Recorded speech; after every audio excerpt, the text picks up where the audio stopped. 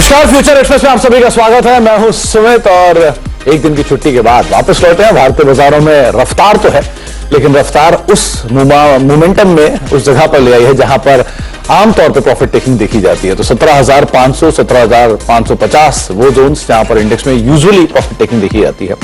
तो अब यहां से आगे की दशा कैसी रहेगी, इस पर हम बातचीत करेंगे। आज एक्सिस सिक्योरिटीज के राजेश पालवे साहब से हमारे साथ मौजूद है।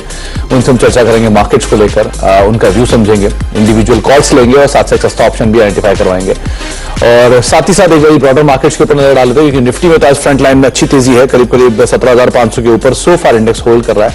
मिड कैप में लोअर लेवल 6 स्पाइक जरूर आया है। स्मॉल कैप लेकिन तेजी में है, करीब करीब 0.5% से ज्यादा की तेजी के साथ ही कामकाज कर रहा है। निफ्टी बैंक आज रफली फ्लैट टू पॉजिटिव साइड पर है, लेकिन जो तेजी फर्स्ट हाफ में थी थोड़ी सी फिजल आउट जरूर होते हुए दिखाई पड़ी है। फिर भी एडवांस डिक्लाइन में 2200-2300 शेयर तेजी में, 600 650 शेयर में बिकवाली का दौर देखने को मिल रहा है।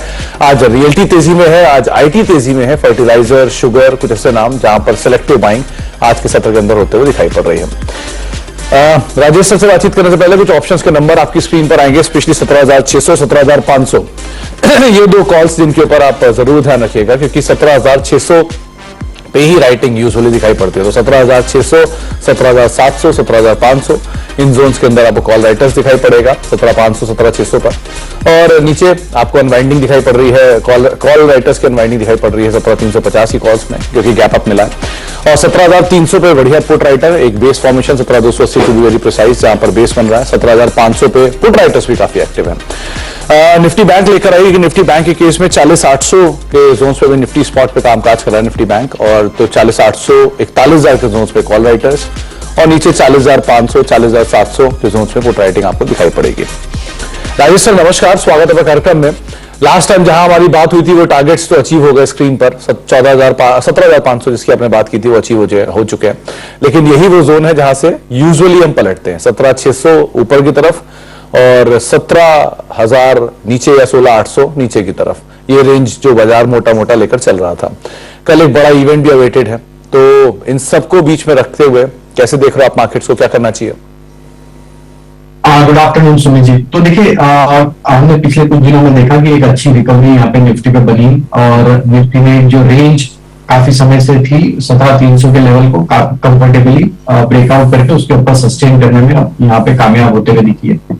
जरूर यहाँ पे कॉल कॉन्सेंट्रेशन डेटा के अगर हिसाब से देखें तो 17,500 17,600 पे अभी भी कॉल कॉन्सेंट्रेशन का डेटा यहाँ पे इंटेक्ट है। तो हमें लगता है कि जो वीकली एक्सपायरी है उसके चलते तो ये लेवल थोड़ा सा टफ होगा क्रॉस करने के लिए, लेकिन ये लेवल भी हमें लगता है कि ये वीकली एक्सपायरी के बाद इसमें भी ब्रेकआउट आते हुए दिख सकता है। तो अभी टाइम बीइंग के लिए हमें लगता है 17,550 से 17,600 के आसपास मार्केट पे एक रेजिस्टेंस यहाँ पे आता हुआ दिखेगा, जो कि एक मेजर कॉल कंसंट्रेशन एरिया है। तो यहाँ थोड़ा प्रॉफिट टेकिंग आते हुए दिख सकता है, बट बाय ऑन डिप्स की ही रणनीति रखना है। जब तक हम अब 17,300 के ऊपर ट्रेड करते रहेंगे निफ्टी में, तो यहाँ पे बाय ऑन डिप्स की रणनीति ही रहेगी। यहाँ से अगर 30-40 पॉइंट का एक छोटा मोटा कट यहाँ पे मिलता है ड्यूरिंग द डे, या कोई प्रॉफिट टेकिंग के चलते एक डिप मिलती है, तो वहां पे बाय करें।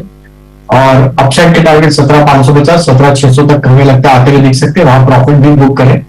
ये व्यू बहुत ही नियर टर्म शॉर्ट टर्म के हिसाब से, लेकिन हमें लगता है कि जिस तरीके से यहाँ पे फॉर्मेशन बने यहाँ से एक तेजी और भी एक्सटेंड होते हुए दिख सकती है।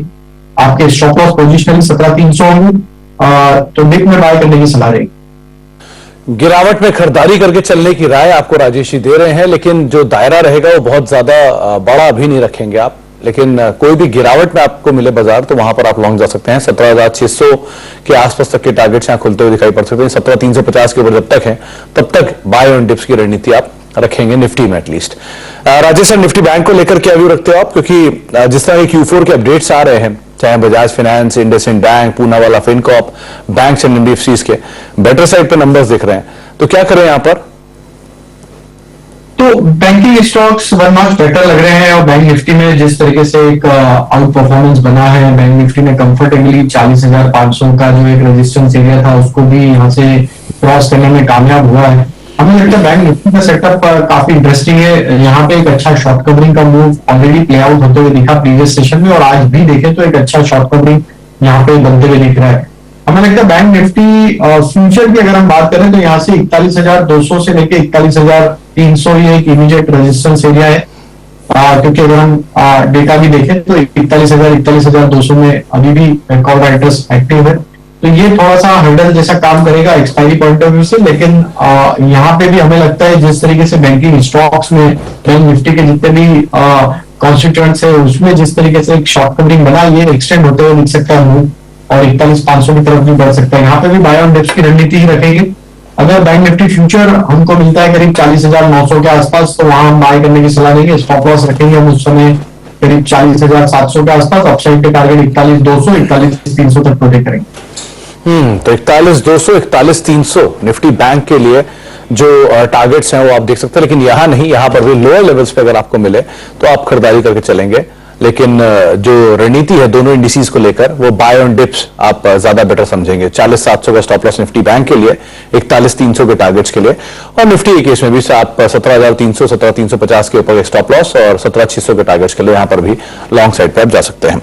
लेकिन राजेश सर, एक और एडिशनल क्वेश्चन है मेरा कि क्या जो टेक्सचर एंड टोन है मार्केट का वो पहले से इंप्रूव हुआ है? आपको लग रहा है कि जो अब तक हम देख रहे थे फियर पैनिक मार्केट्स में वो थोड़ा फिजल आउट हुआ, क्योंकि मिड कैप में बहुत स्ट्रांग बाइंग है पिछले 3 दिनों में।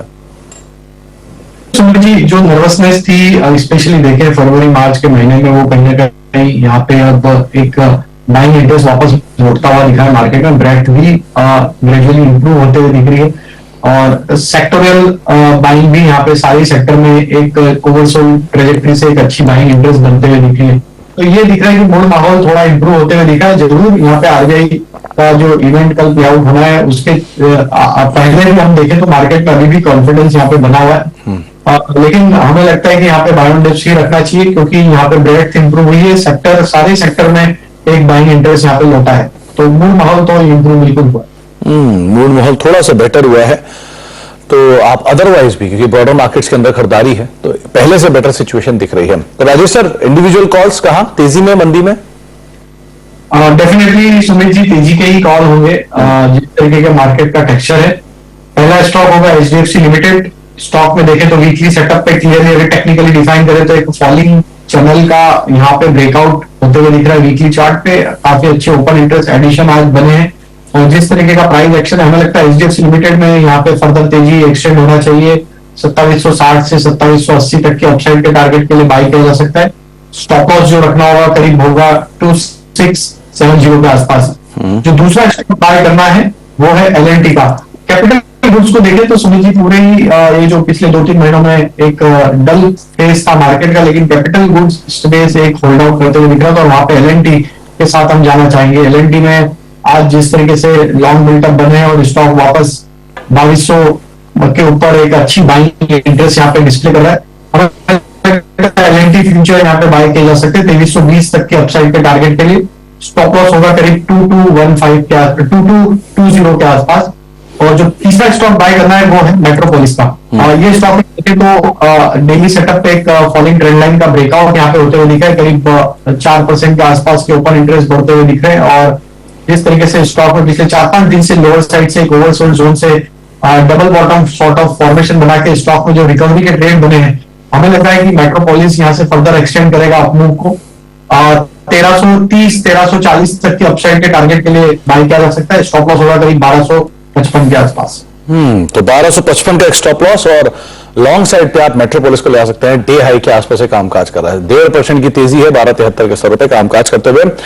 एलएनटी लार्सन एंड टूब्रो जहां पर खरीदारी की रहा है राजेश चंदी, कुछ देर पहले खबर भी आई थी कंपनी को 7,000 करोड़ रुपए के ऑर्डर मिले थे हाइड्रोकार्बन बिजनेस को लेकर। 2320 रुपए के टारगेट्स के लिए आप लॉन्ग जाएंगे, 2220 का एक स्टॉप लॉस मेंटेन करेंगे। और एचडीएफसी लिमिटेड, ये तीसरा नाम है, बजाज फाइनेंस के नंबर्स अपडेट्स के बाद 2760 के टारगेट्स के लिए 2780 दूसरा टारगेट, करीब 2670 का एक स्टॉप लॉस मेंटेन करेंगे। एचडीएफसी डुओ वैसे भी अच्छे मोमेंटम में अपडेट्स के बाद आता हुआ दिखाई पड़ रहा है। राजेश सर, कुछ अगर उनकी बात की जाए जो एफ&ओ में आज टॉप गेनर्स है, तो उसमें एक नाम आता है टाटा कम्युनिकेशन का।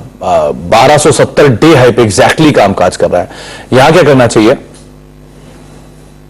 तो ये थर्ड कंसेक्यूटिव वीक है जहां पे हाई हाई फॉर्मेशन बनाते हुए दिख रहा है स्टॉक और एक करेक्शन के बाद स्टॉक में बेस बना के अभी जिस तरीके के रिकवरी के ट्रेड यहाँ बने हैं, स्टॉक अब अपने 50 डे 100 डे मूविंग एवरेज के ऊपर सस्टेन कर रहा है। हमें लगता है कि कंटिन्यू होगी तेजी यहाँ पे। स्टॉक में स्ट्रेंथ बिल्कुल लौटते हुए दिख रही है। 1330 1340 तक के अपसाइड यहाँ पे आते हुए दिख सकती है। जिनके पास पोजीशन बने रहे 1250 के स्टॉप लॉस। 1250 का स्टॉप लॉस और आप बने रह सकते हैं लॉन्ग साइड पर, डे हाई पर। टाटा कम्युनिकेशन सो फार कामकाज करता हुआ दिखाई पड़ रहा है।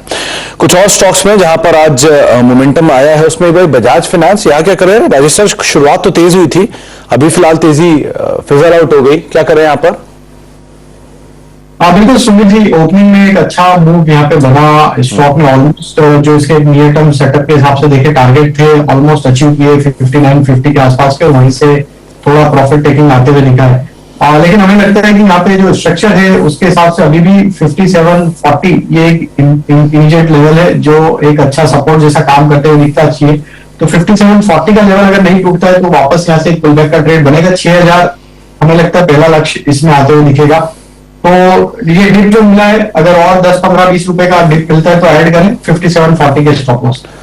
5740 का एक स्टॉप लॉस और आप किसी गिरावट में खरीदारी करें ज्यादा बेटर है। निफ्टी 17,500 के ऊपर सस्टेन कर रहा है, इनफैक्ट डे हाई के आसपास वापस कामकाज करता हुआ दिखाई पड़ रहा है। राजेश सर, महानगर गैस और इंद्रप्रस्थ गैस आज वापस स्टीम में आए हैं। न्यूज फ्लोज के दम पर पिछले सत्र में टूटे थे काफी ज्यादा, तो एक पुल बैक है, डेड कैट पुल बैक है या फिर सस्टेनेबल बाय है? तो देखिए आईजीएल और एमजीएल दोनों ही स्टॉक में एक अच्छा रैली बना था और हमने प्रीवियस सेशन में देखा दोनों स्टॉक में एक बड़ा कट भी देखने को मिला। लेकिन अगर हम ओवरऑल सेटअप को एनालाइज करें एमजीएल का, तो जो प्रीवियस ब्रेकआउट हुए थे उसको अभी भी होल्ड आउट किया हुआ है। ये करेक्शन के बाद जो स्टॉक में देखें तो 920 ये एक इंपॉर्टेंट लेवल है। जब तक इसके नीचे वीकली क्लोज नहीं आता हमें लगता है सेटअप इसका यहाँ पे पॉजिटिव साइड पे ही प्ले करना चाहिए। 920 हमारे स्टॉप लॉस है यहाँ पे वीकली क्लोजिंग बेसिस पे, और अपसाइड में 960, 970, 975 स्पेस अगर देखें तो 975 तक की मूवमेंट यहाँ पे आते हुए देख सकती है, जो कि इसके लिए इमीडिएट हर्डल है, वहां प्रॉफिट बुक करें। तो जिनके पास पोजीशन है या करंट लेवल पर बाय करें, 920 के स्टॉप लॉस से बाय करें। 975 की तरफ बढ़ते हुए दिख रहा है हमें स्टॉक, वहां प्रॉफिट भी बुक करें। आईजीएल एक मल्टीपल रेजिस्टेंस जोन के आसपास ही अभी स्ट्रगल करते हुए दिख रहा है, लेकिन इसके भी स्ट्रक्चर जो देखते हैं हमें लगता है यहाँ पे स्ट्रेंथ बिल्कुल है। 448, 450 का ब्रेकआउट अगर होता है तो ये स्टॉक भी एक बड़ी तेजी यहाँ से दिखा सकता है। तो जिनके पास पोजीशन है अभी उनके लिए ये सलाह होगी कि यहाँ पे स्टॉप लॉस जो रखना होगा वो होगा 425 का। 425 का स्टॉप और पोजीशंस को आप यहाँ पर होल्ड करिए। अगर तेजी मिलती है तो और बढ़िया मोमेंटम आ सकता है, लेकिन अभी फिलहाल आप होल्ड कर सकते हैं। दो तीन नामों में एक एबर्ट, बहुत टाइम बाद इसमें आज मूव आया है। हैवी वेट स्टॉक है लेकिन फार्मा क्योंकि चल रहा है, सपोर्ट आ रहा है टेलविंड के तौर पे, तो क्या करें यहाँ पर? तो काफी स्ट्रॉन्ग स्ट्रक्चर है फार्मा में ये स्टॉक का, और जिस तरीके से यहाँ पे series of higher top higher bottom formation में देखने को मिले हैं, हमें लगता है ये स्टॉक का मोमेंटम फर्दर एक्सटेंड होते हुए दिख सकता है। स्टॉक में अभी जो मूव बने हैं उसमें स्टॉक ने अपने प्रीवियस स्विंग हाई जो जनवरी में थे उसको भी यहाँ पे आज क्रॉस किया है। तो हमें लगता है कि अब स्टॉक में 22,400 ये इंपॉर्टेंट लेवल है। अगर इसके ऊपर बना रहा है ये स्टॉक तो इसके नेक्स्ट टारगेट जो बन सकते हैं वो होने चाहिए करीब 23,500 से लेकर 23,700 तक के। तो अबाउट पे व्यू पॉजिटिव है, स्टॉक का स्ट्रक्चर पॉजिटिव है, तो यहाँ पे लॉन्ग साइड के ही ट्रेड ओपन रखने की सलाह रहेगी। तो लॉन्ग साइड के ही ट्रेड को ओपन रखिए और डे हाई के आसपास एबर्ट भी इनफैक्ट कामकाज करता हुआ दिखाई पड़ रहा है। एक नाम जो नहीं चल रहा है वो है यूनाइटेड स्पिरिट्स। राजेश जी क्या करें इसमें? 730, 740 बड़ा कंसोलिडेशन और बहुत समय से एक दायरे के अंदर है, क्या करना चाहिए यहाँ पे? स्टॉप लेके जाए क्या 730 के? थोड़ा वेट करना चाहिए सुमित जी। स्टॉक में जो फॉर्मेशन बने वो एक डाउन स्लोपिंग चैनल का फॉर्मेशन है, हमें लगता है थोड़ा वेट करना चाहिए। ब्रेकआउट आ जाए अगर स्टॉक में 775 के ऊपर तो ही बाय करना चाहिए, अभी यहाँ पे अवॉइड करना है लॉन्ग साइड में। स्टॉक में हमें लगता है फर्दर और कंसोलिडेशन रहेगा कुछ समय। जो थोड़ा कंसोलिडेशन इसमें और बनता हुआ दिखाई पड़ सकता है, इसलिए अभी के लिए एटलीस्ट अवॉइड करें। बैंक्स में से city union bank, IDFC first दोनों अनवाइंडिंग प्रेशर में है, 1.25% नीचे 1.5% नीचे कामकाज कर रहे हैं, यहाँ क्या करें? तो सिटी यूनियन बैंक का स्ट्रक्चर अभी टाइमिंग हमें लगता है वीक ही है। स्टॉक में जो पुलबैक मिला था यहाँ पे अभी भी स्टॉक अपने सारे इंपॉर्टेंट मूविंग एवरेजेस के नीचे ही ट्रेड कर रहा है, तो थोड़ा अवॉइड ही करना चाहिए। हमें लगता है यहाँ पे अगर 124 का लेवल टूटता है तो फर्दर यहाँ पे सेलिंग बनते हुए दिख सकती है और स्टॉक में डाउन साइड के टारगेट वापस 115 की तरफ आते हुए दिख सकते हैं। आईडीएफसी फर्स्ट बैंक में भी देखे तो एक रैली के बाद स्टॉक ऑलमोस्ट अपने 50 डे मूविंग एवरेज के आसपास से ही सप्लाई यहाँ पे देखने को मिला है। हमें लगता है आईडीएफसी फर्स्ट बैंक में जब तक 58 या 60 के लेवल क्रॉस नहीं होते यहाँ पे भी थोड़ा सप्लाई रहेगा। करेक्टिव मूव यहाँ पे एक्सटेंड होते हुए दिख सकते हैं। डाउन साइड में स्टॉक हो सकता है 53 रुपए के आसपास आते हुए दिखे। तिरपन तक आता हुआ दिखाई पड़ सकता है। लेकिन अब बैंक्स में देखिए, आईडीएफसी फर्स्ट प्रेशर में, फेडरल बैंक 3.5% नीचे, बैंक ऑफ बड़ौदा 2% नीचे, आरबीएल बैंक 1.5% नीचे, और आईडीएफसी फर्स्ट और सिटी यूनियन बैंक दोनों में प्रेशर है। तो ओवरऑल जो मिड कैप बैंक्स हैं उन सब में ही अभी प्रेशर देखने को मिल रहा है कंपेरेटिवली लार्ज कैप बैंक्स के, जहां पर अच्छा मूव आता दिखाई पड़ रहा है। आईटी में कुछ करें क्या राजेश सर? कोफोर्ज 2.5% ऊपर है, टीसीएस भी सपोर्ट दे रहा है, क्या करें? आईटी में कोई नाम दिख रहा है क्या लॉन्ग साइड के लिए? देखिए मेरे हिसाब से अभी थोड़ा अवॉइड करना चाहिए, क्योंकि अब रिजल्ट सीजन भी आईटी स्टॉक्स के प्ले आउट होते हुए दिखेंगे, तो वहां से मेजर ट्रिगर मिलेगा। अगर स्पेशली अगर हमको जाना है आईटी स्टॉक में, तो थोड़ा मिड कैप आईटी की तरफ जरूर ध्यान दे सकते हैं। लार्ज कैप आईटी थोड़ा अवॉइड करना चाहिए, क्योंकि स्ट्रक्चर वीक है। मिड कैप आईटी में बिल्कुल आपने राइटली पॉइंट आउट किया, कोफोर्ज का स्ट्रक्चर थोड़ा स्ट्रॉन्ग लग रहा है यहाँ पे। पिछले दिनों में जो रिकवरी हुई है, स्टॉक वापस अपने 200 मूविंग एवरेज को रिगेन करने में कामयाब हुआ है, और ये 4th डे है जहाँ पे रैली बनते हुए दिख रही है। ये स्टॉक में हमें लग रहा है 4000 से लेकर 4040 तक की अपसाइड कंटिन्यू होते हुए दिख सकती है। जिनके पास पोजीशन है बने रह सकते हैं 39.10 के स्टॉप लॉस से। तो बने रहने की राय कोफोर्ज में। लेकिन हाँ, ये बात सही है कि आईटी अर्निंग्स शुरू होने वाली है, तो wait and watch is the better option. आप थोड़ा सा वेट कर लें, अर्निंग्स के हिसाब से ही यहाँ पे कॉल लें, ज्यादा बेटर रणनीति होगी। फिलहाल डे हाई पर आईटी इंडेक्स कामकाज करते हुए। ब्रेक का वक्त है, ब्रेक के बाद लौटते हैं और राजेश जी से हम आगे बातचीत जारी रखेंगे, और साथ एक सस्ता ऑप्शन उनसे आइडेंटिफाई कराते हैं छोटे से ब्रेक के उस पर।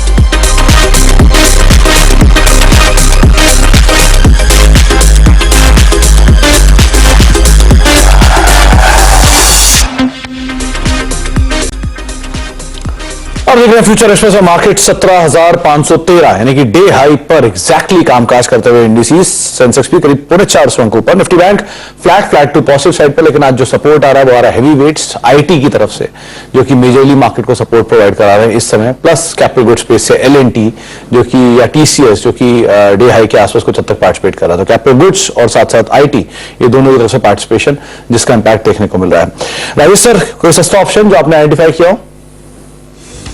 तो सुमित जी देखिए, फोकस में है डीएलएफ।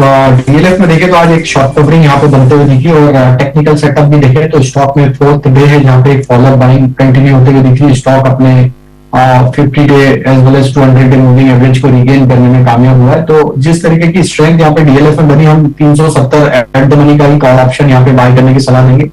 अपसाइड के टारगेट इस कॉल ऑप्शन के हम एक्सपेक्ट करें करीब आना चाहिए 18 रुपए से 20 रुपए तक के।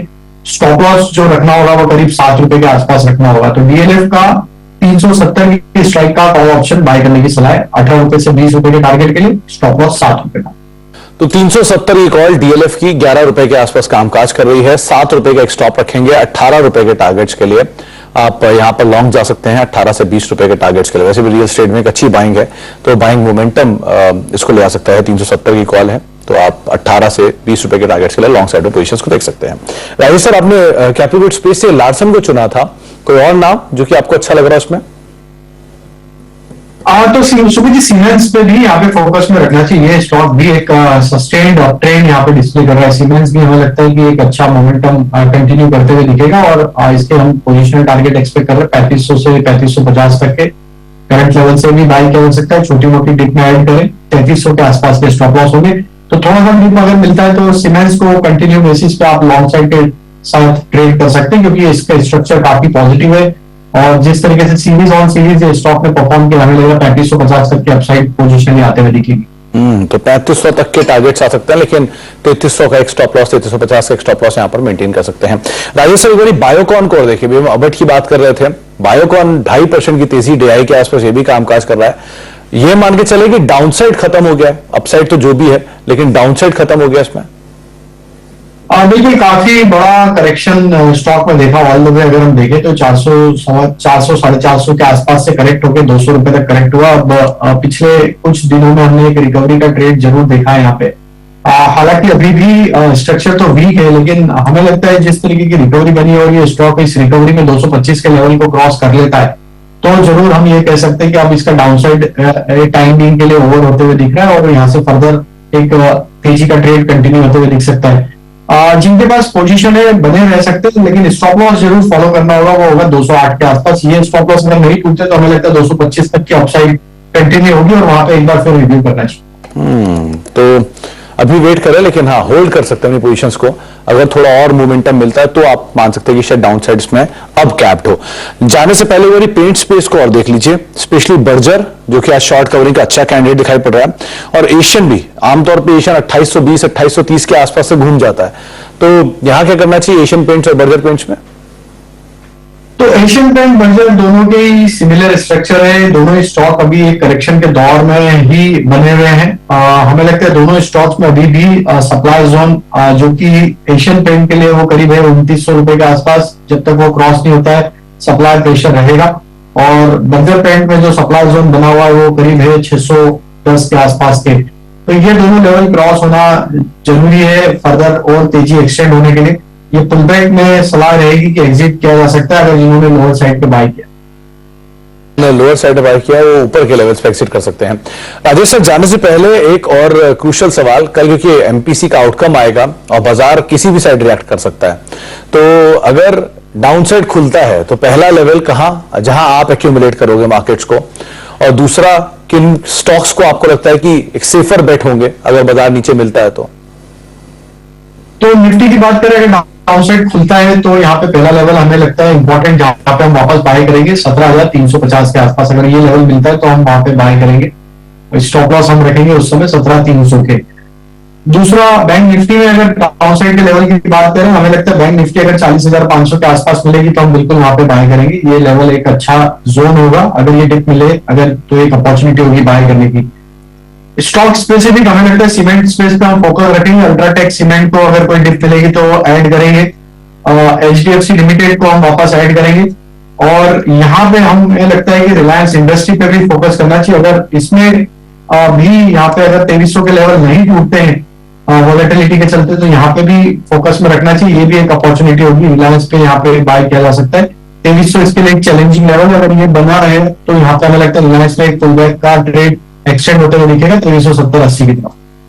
2300 के आसपास अगर रिलायंस मिले तो ऐड करें 2370 के टारगेट्स के लिए। स्टैंडर्ड डिस्क्लेमर कि जो चैनल आप देख रहे हैं इसका प्रभुत्व और प्रबंधन वो रिलायंस इंडस्ट्रीज के पास है। साथ ही साथ राजेश सर, आज जो अपमूव आया है उसमें ऑटो में एक नाम आ रहा है टीवीएस मोटर का, जो कि शॉर्ट कवरिंग का बढ़िया कैंडिडेट दिखाई पड़ रहा है। यहां क्या करेंगे कि ऑटो सेल्स के नंबर्स भी निकल गए तो अब अर्निंग्स ही है, पुल बैक भी उसने प्ले किया है, ये पुल बैक कहां तक ले जाएगा? तो बिल्कुल देखिए, टीवीएस मोटर के साथ बजाज ऑटो भी ऐड कर लेना चाहिए, इसमें भी एक अच्छा पुलबैक है। तो हमें लगता है दोनों स्टॉक के स्ट्रक्चर काफी अट्रैक्टिव है। टीवीएस को अगर लॉन्ग टर्म सेटअप पे देखें तो एक अपसाइड यहाँ पे कंटिन्यू है। जरूर पिछले 3-4 महीनों में एक कंसोलिडेशन रहा है, लेकिन इसके लॉन्ग टर्म सेटअप तो पॉजिटिव ही है। टीवीएस मोटर में जो लेवल इंपॉर्टेंट बना हुआ है, रेजिस्टेंस या सप्लाई जोन जिसको हम बोल सकते हैं, वो है करीब 1130-1140 के आसपास। ये लेवल निकलेंगे तो टीवीएस मोटर में वापस तेजी का ट्रेड कंटिन्यू होते हुए दिखेगा। तो बाय ऑन डिप्स का एक कैटेगरी का स्टॉक है, इसमें जब भी गिरावट मिलती तो ऐड करो। स्टॉप लॉस जो रखने होंगे वो करीब 1000 रुपए के आसपास के रखने होंगे। बजाज ऑटो का ट्रेंड भी हमें लगता है पॉजिटिव है, यहाँ पे भी तेजी का ट्रेड लिया जा सकता है। स्टॉक में जिस तरीके के वीकली स्ट्रक्चर बने हुए हैं, हमें लग रहा है यहाँ पे जो स्टॉप लॉस फॉलो करना होगा 3960 का, ये लेवल के ऊपर रहेगा बजाज ऑटो, तो इसमें नेक्स्ट टारगेट 4150 की तरफ आते हुए देख सकता है। 4100 तक के जोन्स बजाज ऑटो में आते दिखाई पड़ सकते हैं। इनफैक्ट ये जब इनके एक्सपोर्ट्स को लेकर इश्यूज आए थे तब 3600 के आसपास ये स्टॉक था, और आज करीब करीब 4000 के जोन्स में पहुंच चुका है। तो बढ़िया तेजी इसमें हाल फिलहाल में देखने को मिली है। बहुत बहुत शुक्रिया राजेश जी हमारे साथ मौजूद रहने के लिए, बाजार पर बातचीत करने के लिए, सभी शेयरों पर अपनी राय रणनीति बताने के लिए। तो बाय ऑन डिप्स कल अगर गिरावट आए तो 17,350 आपके लिए क्रूशियल लेवल रहेगा जहां पर आप ऐड कर सकते हैं, और सीमेंट एंड हैवी वेट्स जिनके ऊपर आपको ध्यान देना होगा। ब्रेक का वक्त है, ब्रेक के बाद लौटते हैं और आशीष वर्मा आपके साथ मौजूद रहेंगे सास बोल सेंसेक्स लेके। नमस्कार।